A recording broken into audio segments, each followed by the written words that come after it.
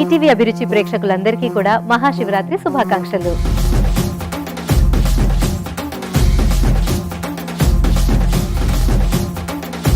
మరి ఇటువంటి పర్వదినాన మనతో పాటు ఎన్నో సీరియల్స్ లో, అందులోనూ ఈటీవీలో కూడా మీకు ఎంతో సుపరిచితులైన మాధవి ప్రియదర్శిని గారు ఈనాటి మన కార్యక్రమానికి ఇన్వైట్ చేసేద్దాం.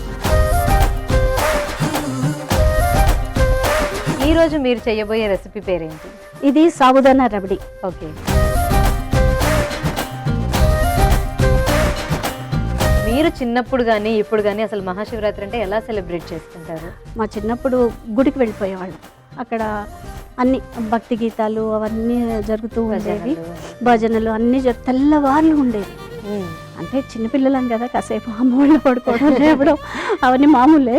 కానీ మా అమ్మగారితో పాటు వెళ్ళడం అవన్నీ అలా బాగా జరుపుకునేవాళ్ళం మేము. ఓకే,